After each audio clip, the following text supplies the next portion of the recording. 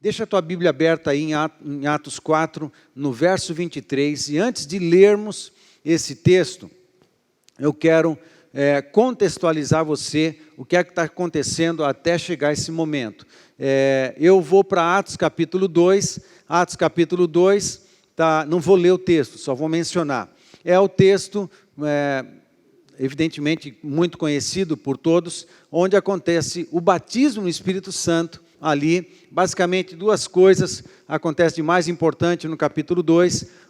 O batismo no Espírito Santo, os discípulos estão reunidos, e depois dessa manifestação do poder do Espírito Santo, batizando as pessoas, houve uma pregação do apóstolo Pedro, com uma conversão de muita gente. 3.000 pessoas se converteram no capítulo 2, no final do capítulo 2, depois da mensagem do apóstolo Pedro. Então, batismo com o Espírito Santo, pregação, conversão.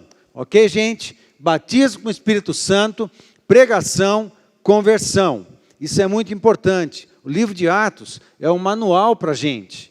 Quando entra no capítulo 3, algum tempo passou entre as conversões por causa da mensagem do apóstolo Pedro. Não sabemos quanto tempo passou, não muito tempo, né? Mas houve um dia que no começo do capítulo 3, o apóstolo Pedro e João, os dois juntos, estão indo para o templo praticar culto, né? Cultuar ali, e o texto diz que eles foram na nona hora, na hora nona, né? A nona hora é 3 horas da tarde, e é um momento em que normalmente os judeus praticavam ofertas e cultos com sacrifícios ali no templo. E Pedro e João foram ao templo não para fazer sacrifício, evidente, né? Eles já entenderam a mensagem do Evangelho, sabia que Jesus era o Cordeiro de Deus, Cordeiro Pascal, Cordeiro de Deus que tira o pecado do mundo, e eles iam ao templo porque eram judeus e iam ao templo para aproveitar oportunidades para ensinar e pregar também. E indo para o templo tinha um coxo que o texto diz que há 40 anos estava ali e era coxo de nascença. E quando Pedro e João subiram as escadas do templo, viram esse coxo ali pedindo ajudas, pedindo esmolas, e Pedro se volta para ele e diz um texto, uma frase que é muito conhecida, eu não tenho ouro nem prata, mas o que tenho te dou, levanta e anda. E esse coxo de nascença, por 40 anos ali, levanta e começa a saltar, e segue com Pedro e João, e ele entra junto com Pedro e João, ali na área do templo, e porque era um homem de 40 anos, e de nascença, era a profissão dele estar ali pedindo dinheiro. Então, a comunidade de Jerusalém conhecia aquele coxo. Quando viram aquele coxo curado e saltando junto de Pedro e João, eles aglomeraram em torno de Pedro e João e ficaram espantados e começaram a indagar, a perguntar coisas para Pedro e João.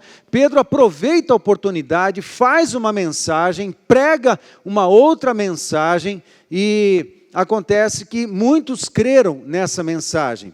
Aí, isso vai até o final do capítulo 3 de Atos. Quando entra o capítulo 4 de Atos, o que é que está acontecendo? As autoridades, eles vendo o tumulto que estava acontecendo no pátio do templo, por causa da cura do coxo, eles capturam Pedro e João, e eles prendem Pedro e João, lançam Pedro e João na cadeia, e eles passam uma noite na cadeia. No dia seguinte, as autoridades se reúnem e tentam intimidar Pedro e João para não pregar mais. Chamam Pedro e João da cadeia, eles se reúnem com as autoridades, e eles falam: mas com que autoridade, em nome de quem vocês estão fazendo esses milagres? O apóstolo Pedro, cheio do Espírito Santo, diz o texto, cheio do Espírito Santo, começa a discursar e prega para as autoridades. Cheio do Espírito Santo, começa a pregar.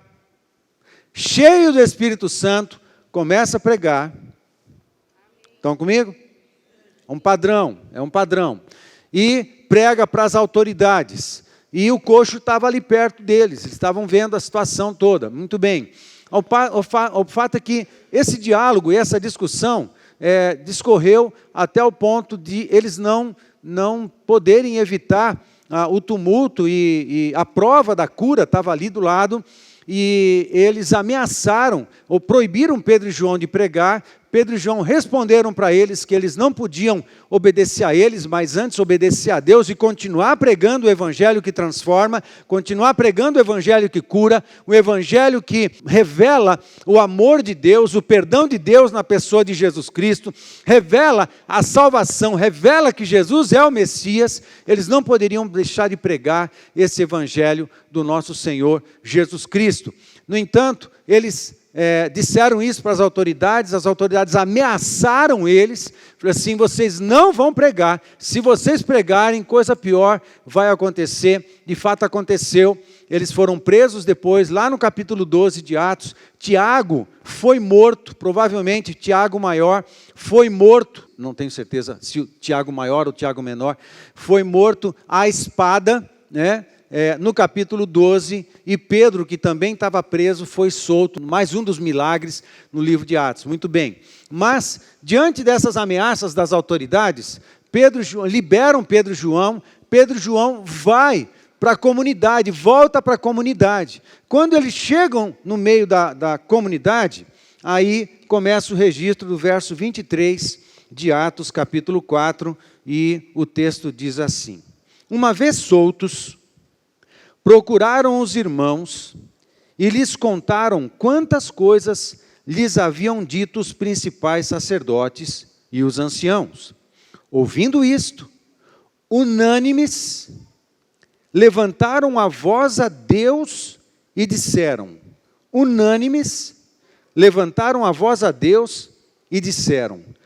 Tu, soberano Senhor, que fizeste o céu, a terra, o mar e tudo que neles há, que disseste por intermédio do Espírito Santo, por boca de Davi, nosso pai, teu servo, porque se enfureceram os gentios e os povos imaginaram coisas vãs, levantaram-se os reis da terra e as autoridades ajuntaram-se a uma contra o Senhor e contra o seu ungido.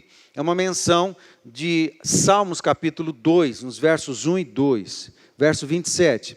Porque, e a oração continua, porque verdadeiramente se ajuntaram nesta cidade contra o teu santo servo Jesus, ao qual ungiste Herodes e Pôncio Pilatos, com gentios e gente de Israel, para fazerem tudo o que a tua mão e o teu propósito predeterminaram.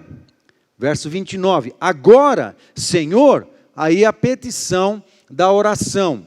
Agora, Senhor, olha para as suas ameaças e concede aos teus servos que anunciem com toda intrepidez a tua palavra, enquanto estendes a mão para fazer curas, sinais e prodígios, por intermédio do nome do teu santo servo Jesus. Tendo eles orado, tremeu o lugar onde estavam reunidos. Todos ficaram cheios do Espírito Santo e com intrepidez anunciavam a palavra de Deus. Amém? Pai, mais uma vez, clamamos para que o teu Espírito fale com a gente poderosamente nesse texto, no nome de Jesus. A primeira marca que eu destaco nesse texto, marca de uma igreja verdadeira, é uma vida de oração. Entre os versos 24 a 30, quase todo o texto é o registro da oração. Okay? De 23 a 31 a narrativa de Lucas aqui, e de 24 a 30, com exceção do primeiro verso e do último, é a narrativa da oração. E essa oração, ela nos ensina muitas coisas, mas a primeira marca de uma igreja verdadeira é uma igreja que ora, é uma igreja que tem uma vida de oração. Não ore esporadicamente, mas tem uma vida de oração. Amados, a oração, ela é o combustível. A oração, ela move o céu. Temos muitas vezes falado, né, sobre oração aqui. A oração, ela vai à frente, ela chega na frente. A oração não tem distância. A gente pode orar pela Rússia, a gente pode orar por Ucrânia, a gente pode orar por Israel, a gente pode orar por Juazeiro do Norte, a gente pode orar por Leópolis, a gente pode orar pelo vizinho do lado, a gente pode orar por Japão. A oração não tem distância, a gente pode tocar verdadeiramente nas pessoas do planeta, nas pessoas da família, nos nossos amigos, pela oração. Mais ainda, a oração não percorre só esse ambiente, a oração percorre as regiões celestes, a oração vai até o céu, a nossa oração toca no céu, e o céu toca nesses lugares. A nossa oração toca o coração de Deus, e o coração de Deus move seu braço, e o braço forte e poderoso do Senhor realiza obras maravilhosas. A oração aciona os anjos para se movimentarem, para irem, para servirem as pessoas. A palavra de Hebreus, capítulo 1, fala que os anjos são espíritos ministradores para abençoar, trabalhar a favor daqueles que hão de herdar a salvação. Portanto, há um time do céu que tem uma orientação de Deus de abençoar aqueles que estão no caminho da salvação, aqueles que estão no caminho de Jesus, aqueles que são cristãos, aqueles que têm vivido na comunhão com o Senhor e com o céu. Há uma ordem de Deus, dos anjos abençoarem, mais ainda, mas as nossas orações parece que ativam. Alguém perguntou uma vez, por que se Deus sabe de todas as coisas, por que a gente tem que pedir? Por que a gente tem que orar? De fato, é preciso compreender o que é que Deus faz. O Salmo 115, por exemplo, Salmo 115, verso 16, fala que os céus são os céus do Senhor, mas a terra deu a Ele, aos filhos dos homens. Quando a gente vai para 2 Coríntios, capítulo 5, nos últimos versos do capítulo 5 e o início do capítulo 6, a gente lê ali que Deus nos faz cooperadores com o Espírito Santo. Quando a gente vai para Romanos capítulo 8 e fala que o Espírito Santo intercede por nós com gemidos inexprimíveis, a palavra intercede ali é uma palavra linda no grego, que tem a ideia de alguém que pega num lado da mesa, num lado do banco, para ajudar o outro que está no outro lado do banco a levantar. Quando fala que o Espírito Santo nos auxilia, a palavra auxiliar, nos auxilia nas nossas orações, porque não sabemos orar como convém, antes Ele nos ajuda com gemidos inexprimíveis e tal, porque não sabemos orar como convém. A palavra auxiliar, a ideia do texto ali é essa, a ação do Espírito Santo a nosso favor, a palavra que é usada é uma palavra que expressa exatamente isso. Ele não faz tudo, ele só pega num lado do banco, ele só pega num lado do móvel, do lado da mesa.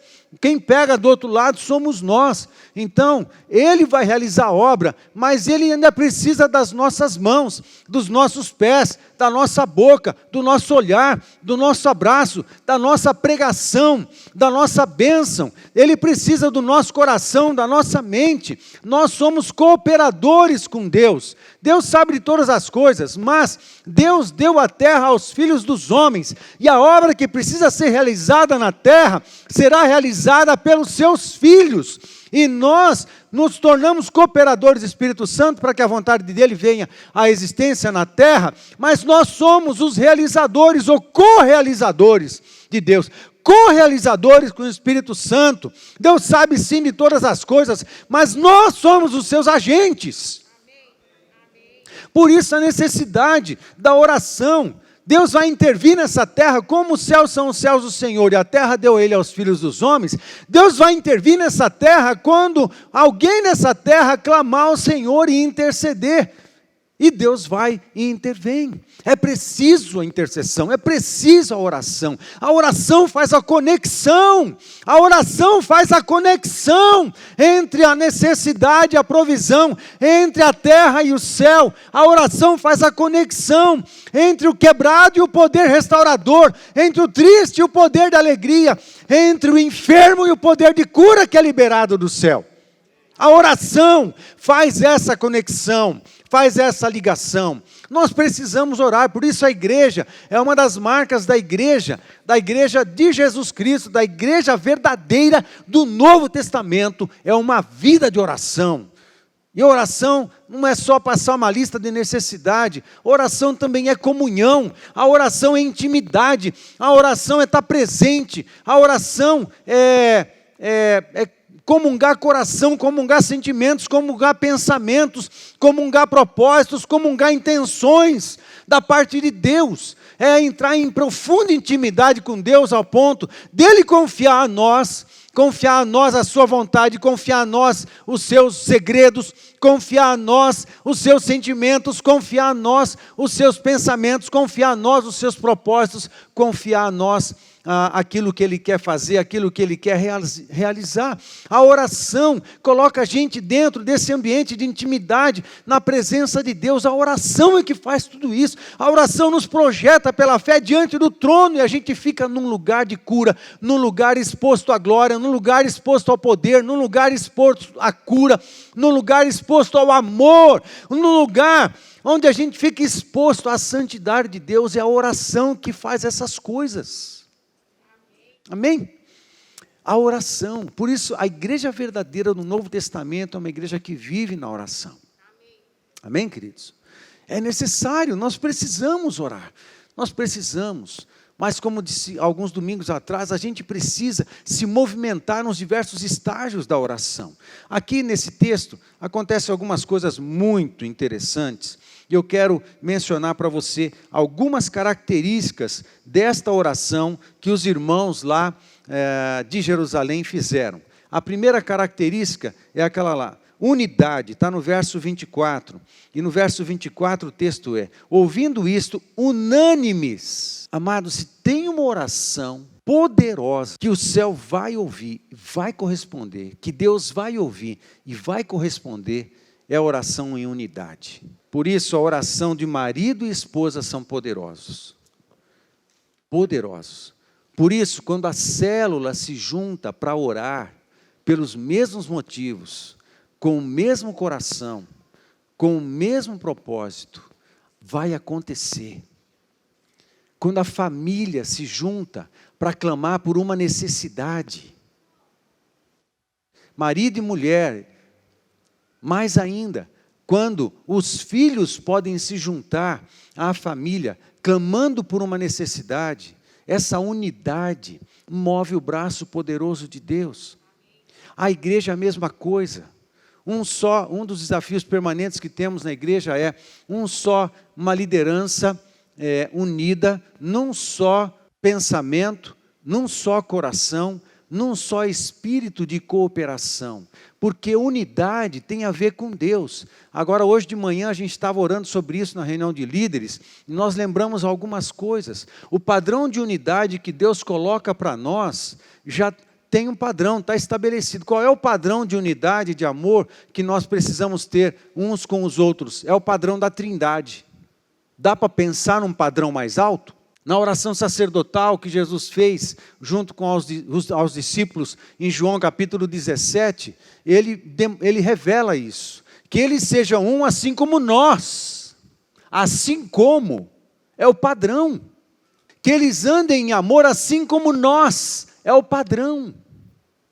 O padrão de unidade que nós temos é o padrão da Trindade. O padrão de amor que nós temos é o padrão da Trindade. Eu não consigo imaginar um padrão mais elevado. Mas é possível, porque a Trindade se move em unidade. Eles querem as mesmas coisas. E assim também nós. Amado, a oração em unidade é a coisa mais poderosa da terra. A oração em unidade será a coisa mais poderosa na tua vida e na tua família. A oração em unidade será a coisa mais poderosa na tua célula. E a oração em unidade será a coisa mais poderosa numa igreja local.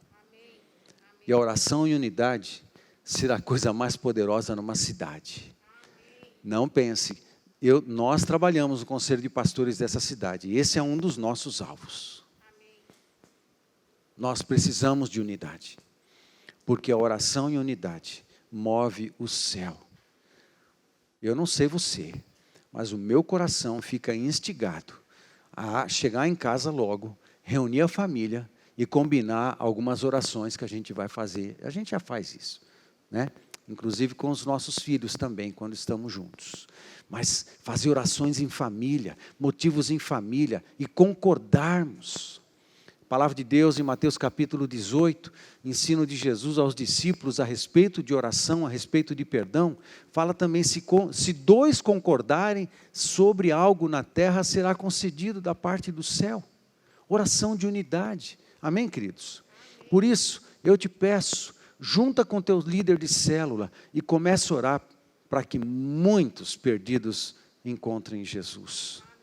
Comece a orar para que haja multiplicação na tua célula com novos convertidos. Amém, queridos? Junta e começa a orar e ora, e ora até quando, pastor? Até você ver as coisas acontecerem. Até quando? Até quando o quanto a gente tem que orar? Até que você veja, até que você veja o céu se mover, até que Deus, ou então corrija o motivo da oração. Mas a gente está falando de evangelização, então não dá pouca coisa a corrigir quanto a isso. No nome de Jesus, amados, isso é o maior poder da terra. A gente tem que levar isso em conta e aplicar na nossa vida. Muito interessante. Uma segunda característica que a gente identifica nessa oração, reconhecer em Deus como Criador e soberano. Entenda que eles estão debaixo de ameaça de morte, de espada, que capítulos para frente acontece com um dos apóstolos. O primeiro apóstolo martirizado foi Tiago. Eles estão debaixo de ameaça, então eles começam a oração dizendo que reconhecendo Deus como Criador e soberano. Espera lá, eu já estou dizendo na minha oração o que eu creio. Eu já estou dizendo na minha oração como é a minha relação com Deus. Ele é Criador e Ele é soberano. E nada vai acontecer fora da sua permissão. Eu estou debaixo da mão do meu Deus. Eu estou debaixo da proteção do meu Deus. Para você mexer comigo, você vai ter que passar por Ele. Mais ou menos assim. E quando você se posiciona no lugar certo, diante da pessoa certa, aí, meu filho, não tem para ninguém. O diabo não vai poder tocar em você. E se tocar e tentar atrapalhar a sua vida, você declara de novo quem você é. E você declara quem Deus é na sua vida. De novo, está tudo certo. Amém? Isso é muito interessante. Eles não focaram no problema. Estão comigo? Eles não focaram no problema, eles não focaram na ameaça, eles não focaram no perigo, eles não focaram na autopreservação, eles focaram em Deus. Faz toda a diferença isso. A terceira característica aqui, lembraram das promessas. Oh, que coisa mais linda. Vocês lembram que alguns domingos atrás nós pregamos entre as promessas e o cumprimento? Lembra dessa mensagem? Lembra do primeiro item? Do primeiro ponto dessa mensagem?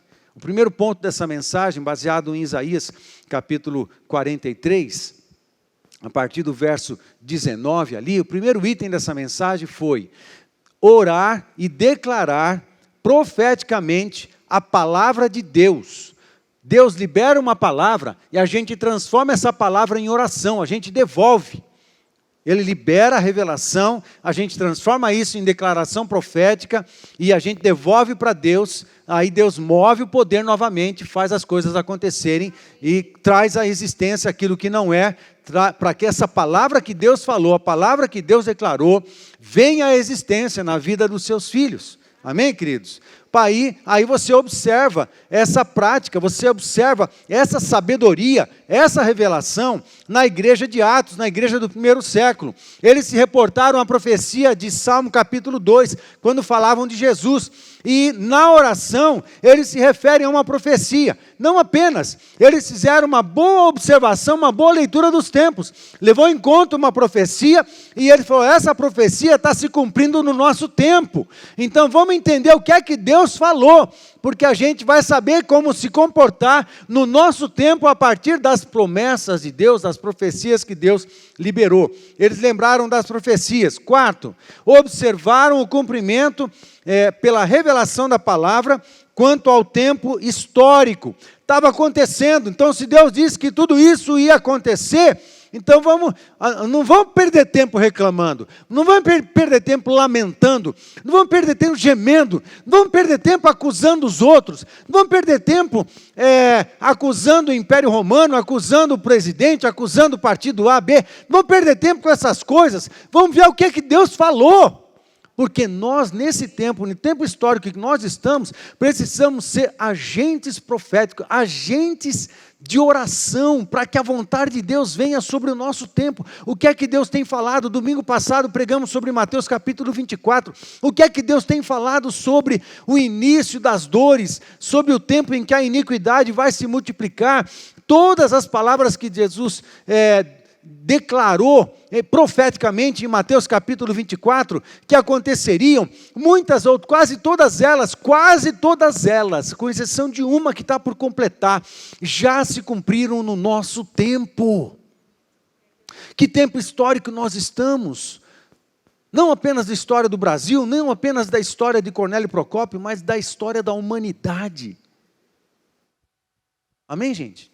Quando você joga sua mente para cima, você permite pensar altos pensamentos de Deus, coloca as lentes das profecias, as lentes da palavra, as lentes de Deus, para enxergar todas as coisas. Você não tem tempo para ficar gemendo por causa de uma necessidade, de um problema, que vai ser resolvido, vai passar. A gente está na história, a gente é fazedor da história, a gente é agente de Deus para fazer as coisas acontecerem, pelo exercício da oração, pela fé, pelas palavras proféticas, pela oração profética. Amém, gente? Vocês estão comigo? Amém. 5. Eles rogam a Deus, orientados pela revelação da palavra, quanto ao tempo histórico. Aí tem 3 coisas que eu observo nesse momento, e no rogo que eles fizeram, 3 coisas eu destaco. Nos livra das suas ameaças, quando ele fala, olha para as suas ameaças, não mais que isso. Pai, colocamos nas tuas mãos as ameaças que estão fazendo, contra a nossa saúde, a nossa segurança, colocamos tudo nas tuas mãos, olha para isso aí, pronto, acabou. A segunda coisa, nos dá intrepidez para pregar. Qual é o foco deles? Onde estava o foco do povo? Na pregação. O foco estava na pregação, gente do céu. Não estava no problema, não estava na ameaça, não estava no perigo, o foco estava na pregação.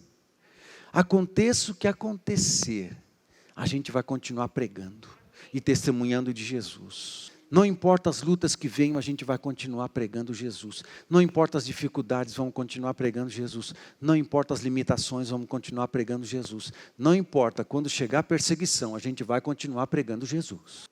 Dá-nos intrepidez para pregar e continua a fazer curas e milagres em nome de Jesus.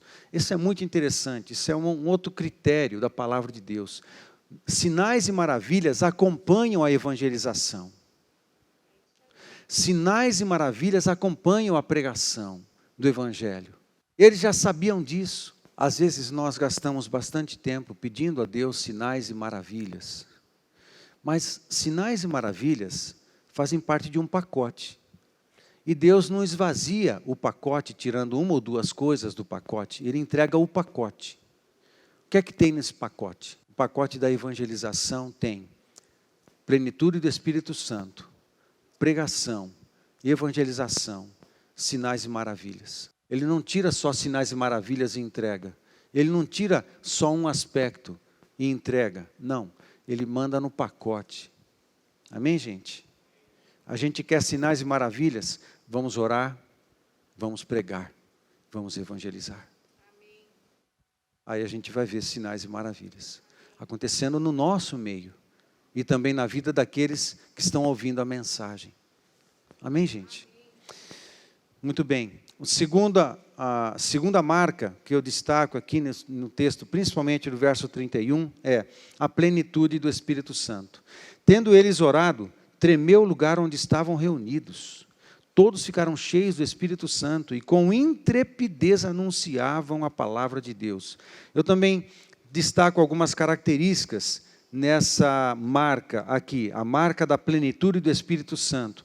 3 características eu tiro daqui. Primeiro, a plenitude do Espírito Santo está sempre vinculado à oração. Amém, gente? Está sempre vinculado à oração. A oração é uma das marcas, a primeira marca da igreja verdadeira. A plenitude do Espírito Santo está vinculado à oração. Segundo, ele sempre abala nossas estruturas. Tremeu o lugar. Não é o único texto. Em muitos outros textos, quando Deus se manifesta, ele abala as nossas estruturas. Pensa em Atos capítulo 2.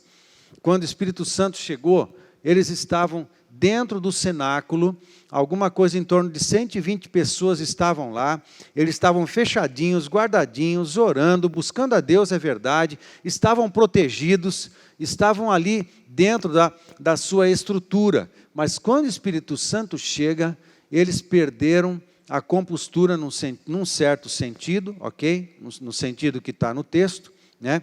Quando o Espírito Santo chega, eles falam em línguas. Que estrutura mental foi derrubada para eles passarem a falar em línguas que eles não conheciam? Hoje, o orar em línguas, para nossa mente natural, parece uma estupidez, o orar em línguas. Para a sua mente natural, quanto mais você conhece, quanto mais você estuda até teologia, orar em línguas parece uma coisa absurda. Como é que eu vou ficar repetindo palavras que eu não sei o significado delas, mas eu creio no meu espírito, no meu coração, que essas palavras, a maneira como elas vêm à minha mente, elas são uma língua do Espírito, e há uma língua de oração, e eu posso cantar essa oração também, e eu falo isso, e eu faço isso, porque no meu espírito eu sei que isso é verdade, na minha alma eu sei que isso é verdade, e eu faço isso porque eu aprendi. Agora, a mente natural acha tudo isso uma grande estupidez. O que precisa ser rompido? Mas eu já contei o nosso testemunho daqui, você precisa entender que eu nasci histórico e tradicional. Quando eu comecei a pastorear lá, já disse isso também, lá em Tatuapé, no ano de 94, no dia 20 de março de 94, eu entrei numa igreja que tinha umas irmãzinhas, uma igreja batista tradicional, umas irmãzinhas de coque ali, que era do fogo, era do Espírito, orava em línguas e me avisaram. Aí, assim que nós chegamos, uma outra lá tiveram a coragem de falar para nós que elas oravam em línguas. E nós nem acreditávamos nisso, nem achávamos que esses dons eram vigentes no nosso tempo e na nossa época. Mas elas tiveram a ousadia de falar isso para nós. Pastor, nós oramos em línguas e nós estamos orando pelo Senhor. Eu falei assim, mas é muita petulância, né? Eu falei, você é folgado, isso sim, eu não falei isso, mas pensei. Você é muito folgada, mas tudo bem, eu vou consertar esse equívoco aqui. Primeiro estudo que eu fiz foi para refutar esse negócio. 1 Coríntios capítulo 12, só que de uma perspectiva, né, da cessacionista. Uma palavra, uma perspectiva que eu aprendi, na perspectiva de que alguns dons cessaram, eles só eram presentes no primeiro século, e depois eles cessaram. Muito bem, aí fui por essa linha, preguei, ensinei, quando eu acabei agora, vocês estão convencidos? Nem me deram bola. Nem me deram bola, ainda reafirmaram, nós vamos continuar orando para o Senhor falar em línguas. Falei, mas é muita folga. Mas tudo bem, eu amo vocês, mesmo assim. Falei assim, elas vão cair do cavalo. Não tem problema. Quem caiu do cavalo fui eu. Um ano e pouco depois, eu estava sendo batizado no Espírito Santo, na missão Shekinah, ali, contei um pouco da história já também para vocês, lá na missão Shekinah em São Paulo, depois de um tempo de escassez de Deus, de luta, e Deus me esvaziou para depois encher, né? Deus demole as nossas estruturas para depois nos encher dele. Deus abala as nossas estruturas para depois encher dele. É assim que funciona. Quando o Espírito Santo chega, alguma coisa em nós vai ser destruído. Precisa. Porque as nossas estruturas são rotas, as nossas estruturas não valem nada. Às vezes são estruturas que se levantam contra o conhecimento de Deus. Eu tinha essas estruturas na minha vida, que se levantavam contra o conhecimento de Deus. Aí fui para uma aula de intercessão. Quem estava dando a aula era o pastor Reinaldo de Moraes, pastor da Igreja Luz do Senhor de São Caetano, lá no ABC Paulista. Aí entrei na aula, o Espírito Santo começou a falar comigo, comecei a ficar doido, começou a esquentar meu peito, eu comecei a ter um treco lá, eu não sabia se eu estava passando mal, porque eu não tinha tido essa experiência ainda, eu não sabia se eu estava passando mal, eu não sabia o que estava acontecendo, quase fui embora. Aí no final da aula, Deus falou tanto para nós, pelo pastor Reinaldo de Moraes, que no final da aula o Espírito Santo falou claramente ao ouvido, vai lá na frente e ajoelha. Eu falei, não vou. Não vou. Não vou pagar esse mico. Não vou. Aí eu não conseguia também sair da cadeira. O povo começou a ler, os alunos foram lá, falaram com o professor, foram embora, e eu não conseguia sair da cadeira, porque eu estava lutando com o Espírito Santo. Vai lá na frente, lá do lado do professor, ajoelha, ele vai saber o que fazer. Eu falei, eu não vou. E não fui. É muito cabeção, né? Fala a verdade. E não fui. Beleza. Aí fiquei ali, andando, né? Andando para lá, com o peito estufado, do tipo, estou bem, está tudo bem, mas eu estava um caco, né? Porque Deus estava me moendo. Aí entrou uma mulher, uma irmã, a irmã Anita, mulher de Deus, ela veio comigo no corredor, eu estava indo para o estacionamento, ela veio contra mim, assim, na minha direção, veio olhando nos meus olhos, e ela parou e falou assim, pastor Paulo, você já foi batizado com o Espírito Santo? Falei, mas é evidente? É claro que fui, porque o conceito histórico tradicional é que o batismo era o momento da conversão. Não está errado isso, mas né, tinha algo mais. Beleza. Aí, claro que eu fui. E ela sabia que eu estava respondendo segundo o meu conceito, e ela estava perguntando segundo o conceito dela.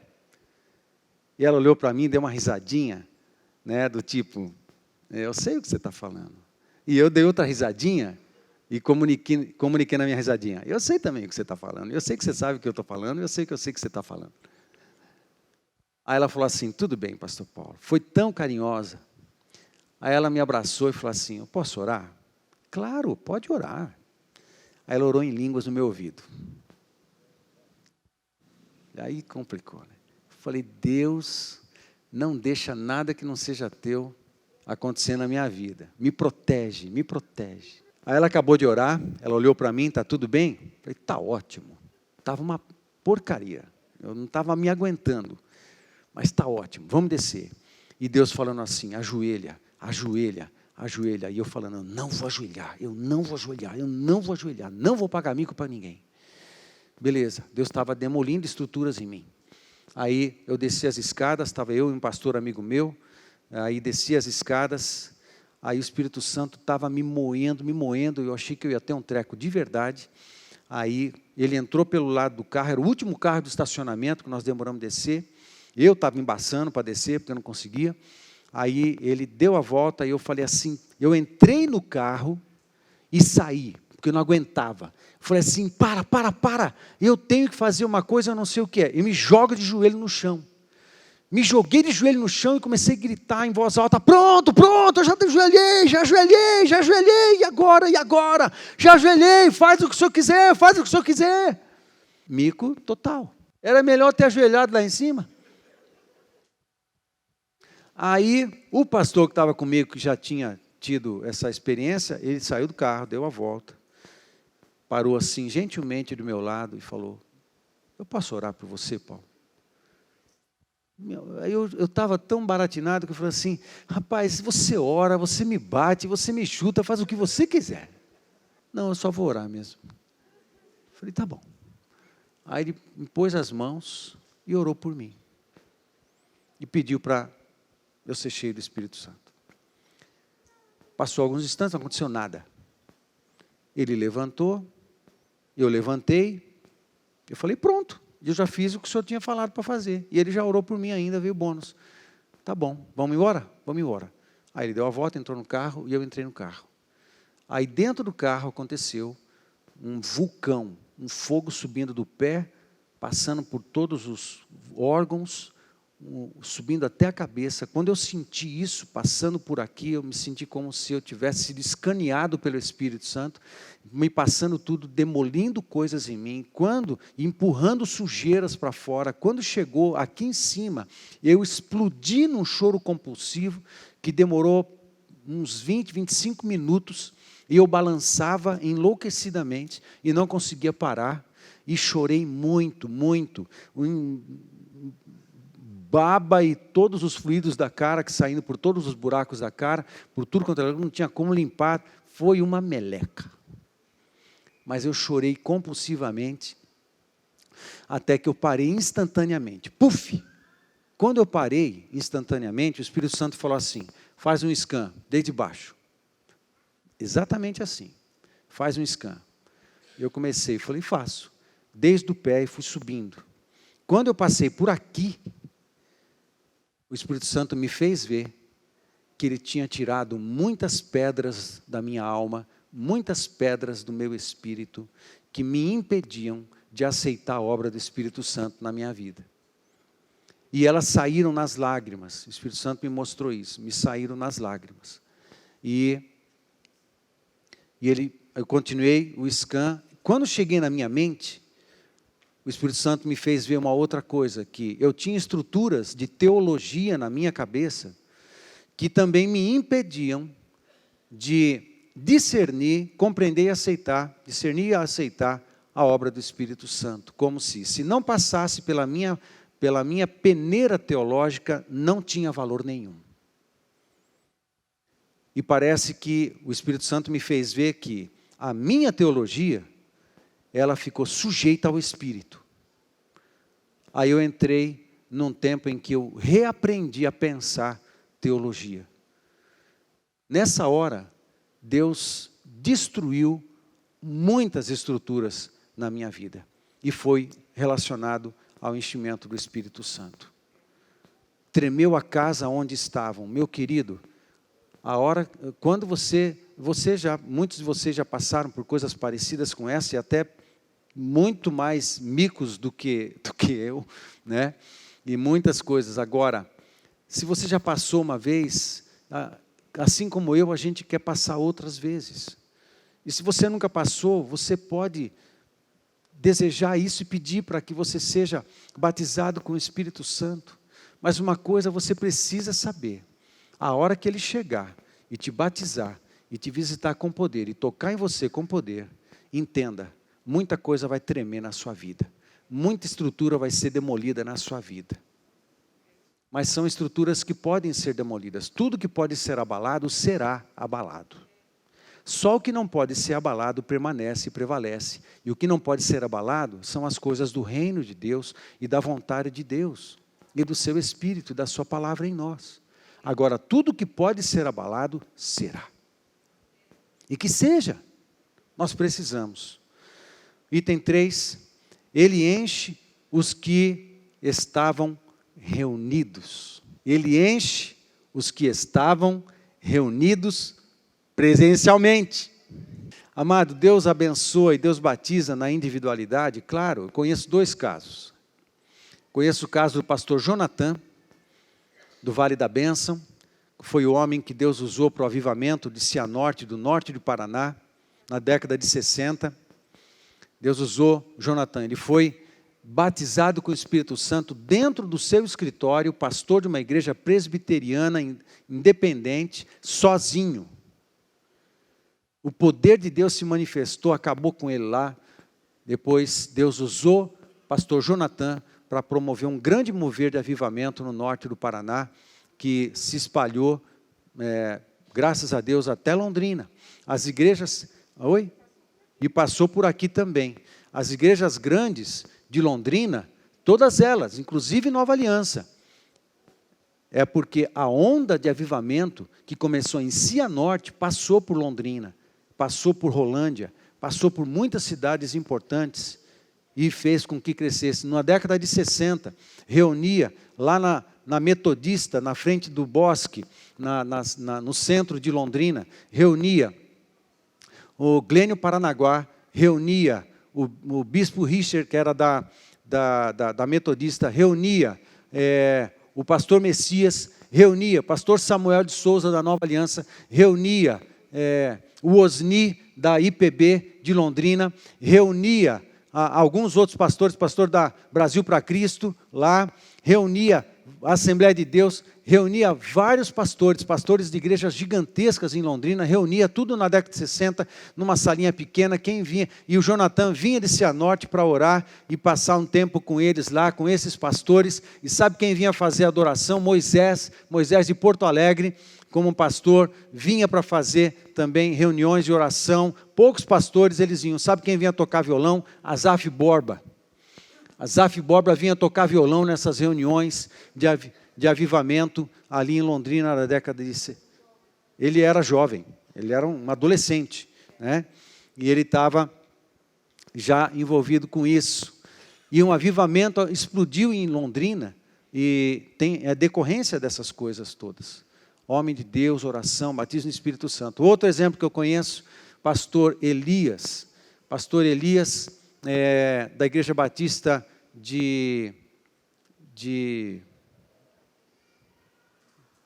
Birigui, interior de São Paulo. Teve um tempo em que nós fomos para lá, reunimos 7 pastores em São Paulo. Pastor Elias estava em depressão e nós viajamos 12 horas com uma van para estar um dia com ele lá, só para orar com ele.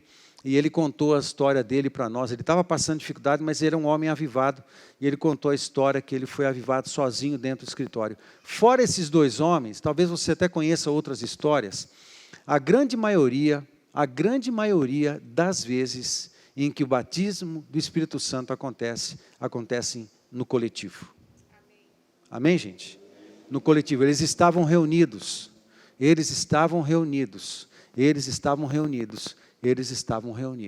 Reunidos e juntos eles oraram, estavam juntos e unânimes levantavam a voz a Deus. A terceira marca, evangelização.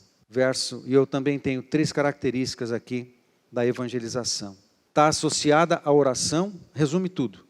A evangelização está associada à oração, sinais e maravilhas acompanham a evangelização, contamos com o Espírito Santo e seu poder para a evangelização.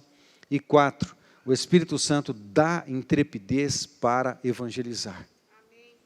Essas são as 3 marcas de uma igreja verdadeira: uma vida de oração, a plenitude do Espírito Santo e a evangelização. A igreja do Novo Testamento é uma igreja evangelizadora. Amém? Tem uma oração que eles fizeram, não tem? Eu fiz uma adaptação da oração, evidentemente respeitando o texto, os princípios, as verdades do texto, mas dentro do conceito de orar a palavra, quando a gente pode aplicar no nosso contexto as verdades de uma oração, as verdades de uma palavra profética, eu queria convidar a ficar de pé, você ficar de pé comigo, a gente vai orar junto essa oração. Eu não estou afirmando que assim que a gente acabar a oração, vai acontecer o que aconteceu lá em Atos, imediatamente. Mas eu estou afirmando no nome de Jesus, que uma oração que ora junto, uma oração dessa, uma igreja que ora junto, uma oração dessa, vai provar plenitude do Espírito Santo, enchimento do Espírito Santo, poder de Deus, um poder evangelizante, poderoso, e uma unção de intrepidez, que vai cair sobre toda a igreja, inevitavelmente. Vamos orar juntos. Vamos orar juntos essa oração. Quem quiser isso sobre si, ora essa oração comigo. Tu, soberano Senhor, que fizeste o céu, a terra, o mar e tudo que neles há, que disseste por intermédio do Espírito Santo, por boca de Davi, nosso pai, teu servo, por que se enfureceram os gentios e os povos imaginaram coisas vãs? Levantaram-se os reis da terra e as autoridades ajuntaram-se a uma contra o Senhor e contra o seu ungido. Porque verdadeiramente o mundo tem se levantado contra Deus, contra Jesus e seus valores, contra os verdadeiros cristãos e contra a pregação do santo evangelho de Jesus Cristo.